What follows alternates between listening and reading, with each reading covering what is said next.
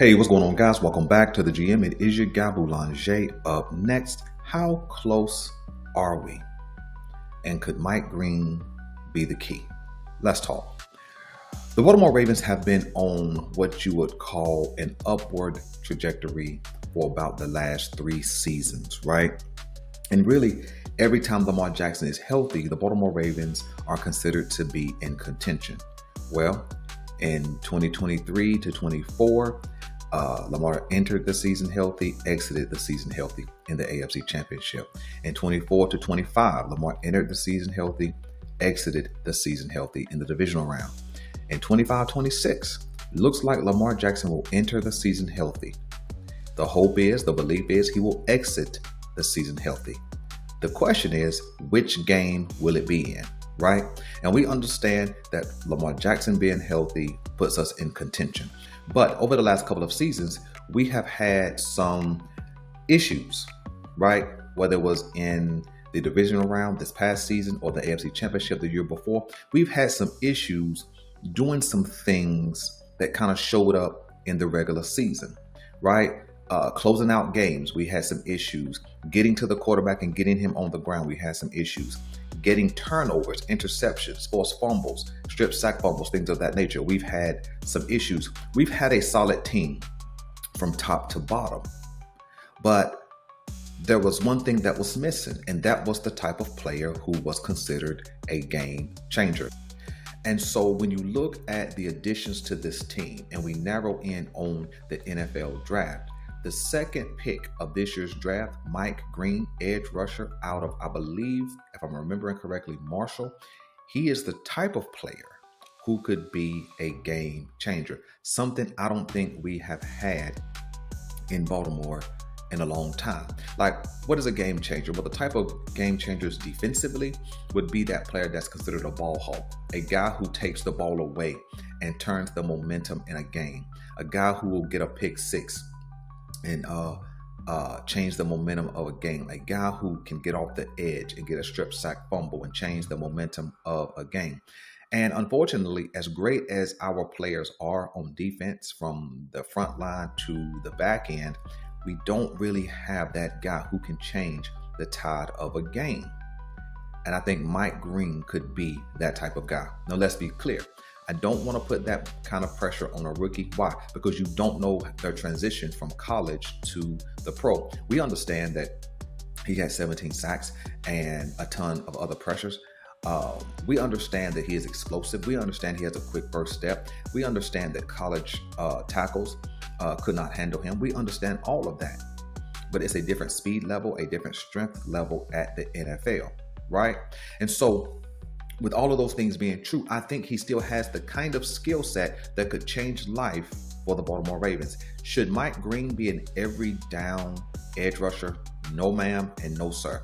He has that kind of potential, but I don't think he should be there in his first season.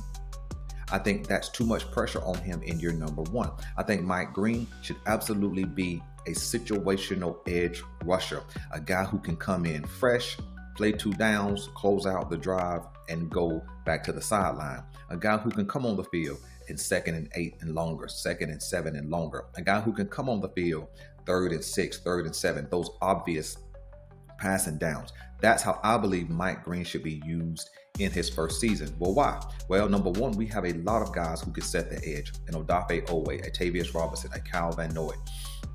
And in a previous video, I talked about even a Jadeveon Clowney returning to Baltimore. So if Jadeveon Clowney was able to come back, even a Jadeveon Clowney can set the edge. But none of those guys have the kind of explosiveness and get off as a Mike Green. That's why he would be great in an obvious pass down scenario.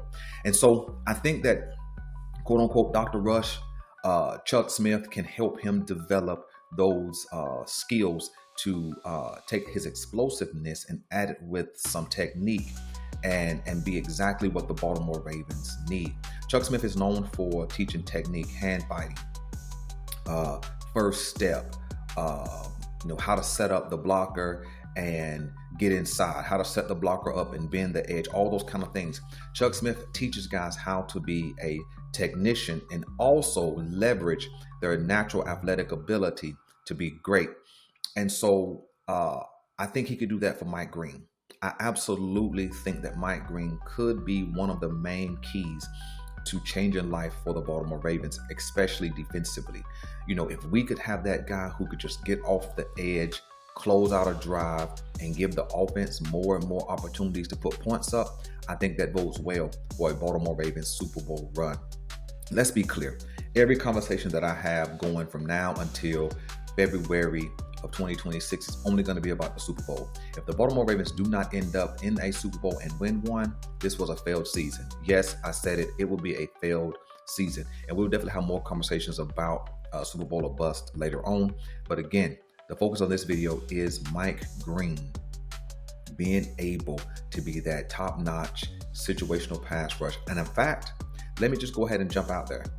If Mike Green keeps his off-the-field behavior intact, and I think he can certainly do that with having some solid NFL mentors, whether that's Calvin Noy, whether that's Odafe Owe, whether that's Tavius Robinson, who's a little younger than those other guys, whoever it is who can take him under the wing and mentor him and teach him how to be a professional, those kind of things, I think you will see the production on the field. In fact, I think if we keep Mike Green fresh, because he's a situational pass rusher, if we keep him fresh and he plays in all 17 regular season games, meaning he's healthy, I think this kid gets 10 sacks his first season. It's not a hot take, that's not hyperbole. I believe this kid gets 10 sacks his first season because he has that kind of get off that you don't see.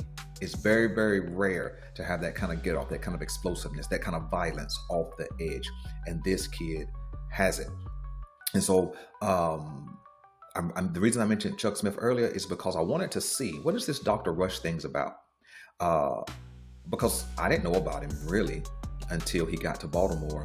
And then I didn't even look into why he was called Dr. Rush. I don't even really invest that much time into positional coaches and things of that nature.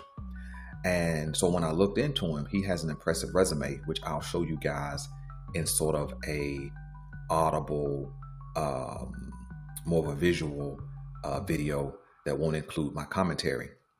And so that'll be coming up shortly between now and Sunday.